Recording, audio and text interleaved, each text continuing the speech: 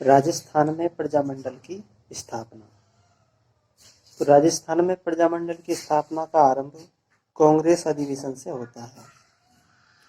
कांग्रेस का फरवरी 1938 में वार्षिक अधिवेशन हरिपुरा में सुभाष चंद्र बोस की अध्यक्षता में हुआ।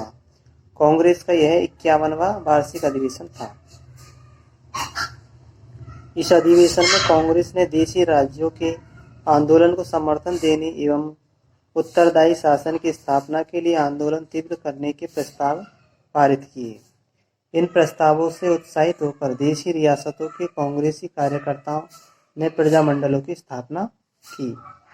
इस प्रस्तावना के बाद राजस्थान में बना प्रथम प्रजामंडल मेवाड़ प्रजामंडल था 1938 में बना। राजस्थान में गठित प्रथम प्रजामंडल जयपुर प्रजामंडल था, जिसकी स्थापना कपूर चंद पाटनी ने 1931 में की थी। तो पहला प्रजामंडल था 1931 में जयपुर प्रजामंडल, और अधिवेशन के बाद जो प्रथम प्रजामंडल बना था वो मेवाड़ प्रजामंडल था। 1938 में मेवाड़ प्रजामंडल बना, ये भी पहला प्रजामंडल है। और 1931 में जयपुर प्रजामंडल बना था, ये भी पहला प्रजामंडल है। मारवाड़ प्रजामंडल की स्थापना 1934 में हुई थी और यह प्रथम प्रजामंडल था जिसने राजनीतिक गतिविधियों का संचालन किया। जयपुर प्रजामंडल 1931। जयपुर राज्य में ब्रिटिश सत्ता का विरोध और जनजागृति का कार्य सर्वप्रथम अर्जुन लाल सेठी ने किया। अर्जुन लाल सेठी ने 1908 में जयपुर में वर्धमान विद्यालय स्थापित किया। 1922 में जयपुर राज्य में हिंदी को राजभाषा बनाने के लिए कल्याण सिंह और श्यामल वर्मा ने आंदोलन चलाया। 1927 में जमनालाल बजाज द्वारा स्थापित चरखा संघ ने भी खाद्य उत्पाद एवं प्रचार प्रसार के द्वारा जन चेतना उत्पन्न करने का कार्य किया। 1931 में कपूरचंद पाटनी ने जयपुर प्रजामंडल की स्थापना की।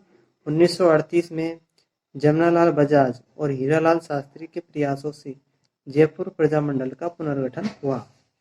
तो जयपुर प्रजामंडल का पुनर्गठन 1938 में हुआ था जमनालाल बजाज और हीरालाल शास्त्री ने, और जिसकी अध्यक्षता एडवोकेट चिरंजी लाल मिश्र ने की, और सचिव हीरालाल शास्त्री थे और संयुक्त सचिव कपूरचंद पाटनी को बनाया।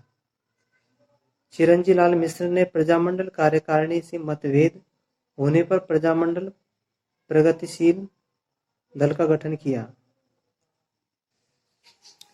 भारत छोड़ो आंदोलन 1942 के समय हीरालाल शास्त्री ने जयपुर के प्रधानमंत्री मिर्जा इस्माइल से समझौता कर आंदोलन नहीं करने का निश्चय किया। बाबा हरिश्चंद्र के नेतृत्व में प्रजामंडल का एक गुट हीरालाल शास्त्री से सहमत नहीं था, अतः इन्होंने 1942 में आजाद मोर्चा का गठन कर आंदोलन शुरू किया। समझौतावादी नीति के कारण हीरालाल शास्त्री की सर्वप्रथम आलोचना हुई। अंततः सितंबर 1942 में शास्त्री ने मिर्जा इस्माइल को आंदोलन आरंभ करने से संबंधित अल्टीमेटम भेजा। प्रधानमंत्री मिर्जा इस्माइल ने हीरालाल शास्त्री को आमंत्रित कर एक समझौता किया जिसे जेंटलमैन एग्रीमेंट कहा जाता है। इसके प्रमुख प्रावधान थे कि जयपुर राज्य युद्ध के लिए अंग्रेजों की जनधन से मदद नहीं करेगा। प्रजामंडल को शांतिपूर्ण युद्ध विरोधी अभियान चलाने की अनुमति है। राज्य में उत्तरदायी शासन की स्थापना के लिए शीघ्र प्रक्रिया प्रारंभ की जाएगी। सन 1945 में जवाहरलाल नेहरू की प्रेरणा से आजाद मोर्चा को बाबा हरिश्चंद्र ने प्रजामंडल में समाहित कर लिया। 27 मार्च 1947 को राज्य शासन में सुधार किया गया, जिसके अनुसार एक नया मंत्रिमंडल बना जिसमें हीरालाल शास्त्री मुख्यमंत्री बने। जुलाई 1947 में नरेंद्र मंडल की सभा में जयपुर महाराजा ने भारतीय संघ में मिलने की घोषणा की। जयपुर राज्य से 3 सदस्य भारतीय संविधान सभा में भेजे गए, जिनमें से एक पंडित हीरालाल शास्त्री थे। तो ये था हमारा जयपुर प्रजामंडल।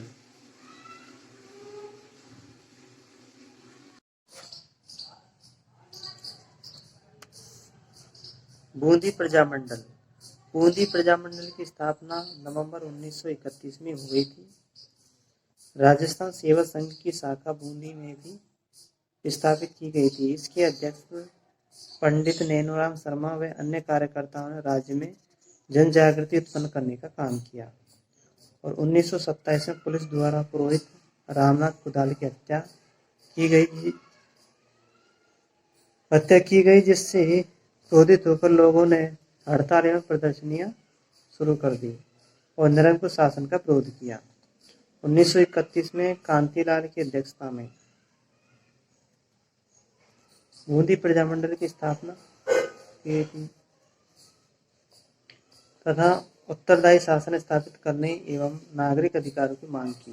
प्रजामंडल द्वारा प्रशासनिक सुधारों की मांग करने पर 1937 में इसके अध्यक्ष ऋषिदत्त मेहता को राज्य से निर्वासित कर दिया गया। 1944 में ऋषिदत्त मेहता ने बूंदी में बूंदी राज्य लोक परिषद की स्थापना की। हरिमोहन माथुर को इसका अध्यक्ष बनाया गया और 1945 में लोक परिषद के जुलूस पर पुलिस द्वारा गोली चलाने से वकील राम कल्याण शर्मा की मृत्यु हो गई। यानी इन्होंने जुलूस निकाला था 1945 में लोक परिषद और इस जुलूस में वकील थे राम कल्याण शर्मा की मृत्यु हो गई।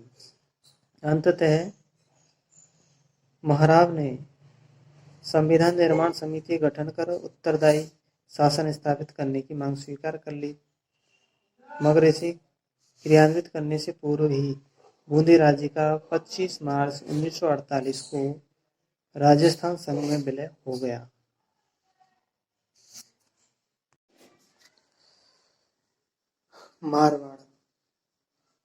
मारवाड़ जोधपुर प्रजामंडल 1934। मारवाड़ में राजनीतिक चेतना जागृत करने की शुरुआत 1920 में स्थापित मारवाड़ सेवा संघ ने की। जयनारायण व्यास, प्रयागराज भंडारी, भंवरलाल सराफ इसके प्रमुख सदस्य थे। तो 3 सदस्य थे, जयनारायण व्यास, प्रयागराज भंडारी, भंवरलाल सराफ। जयनारायण व्यास ने 1923 में मारवाड़ हितकारिणी सभा का गठन कर उत्तरदायी शासन की मांग की।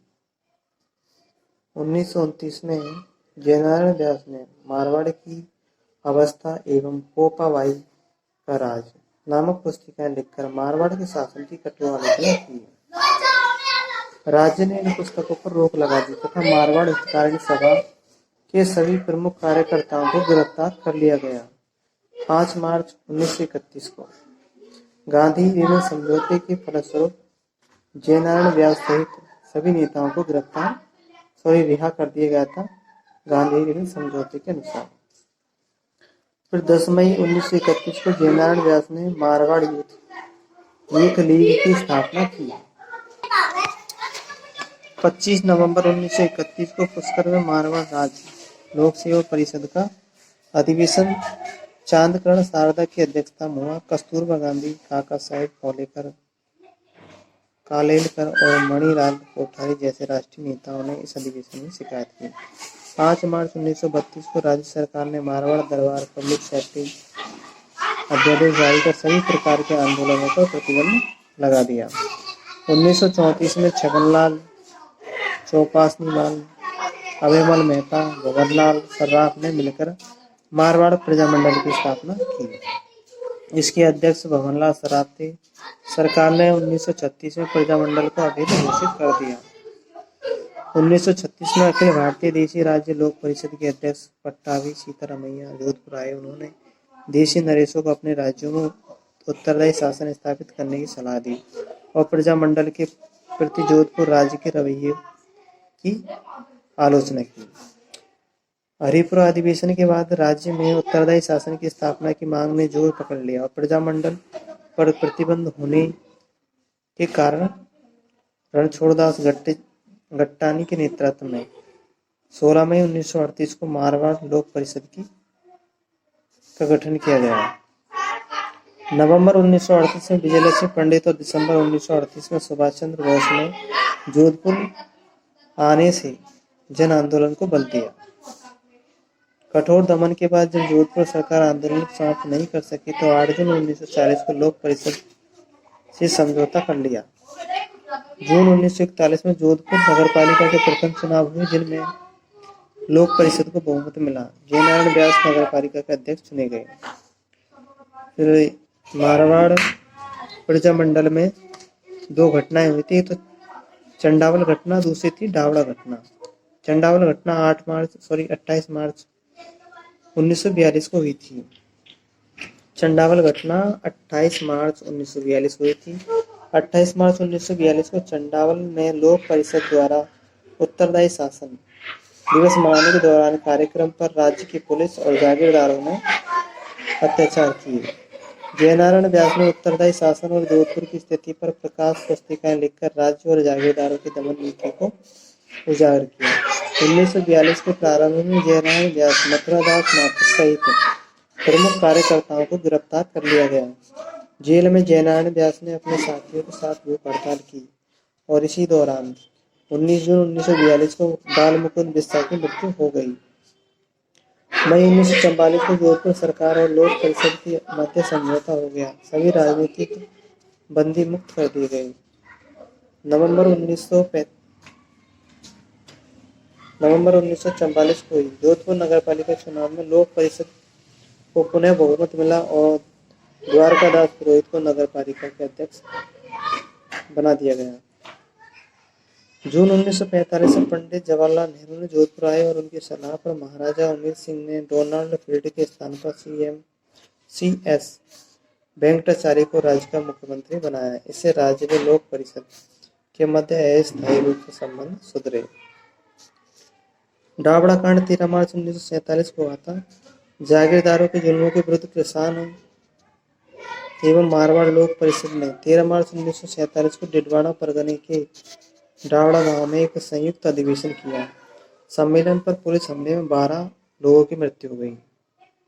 3 मार्च 1948 को महाराजा हरमंत सिंह ने जयनारायण व्यास को मुख्यमंत्री बना दिया, जिन्होंने उत्तरदायी शासन की स्थापना की दिशा में कदम उठाए।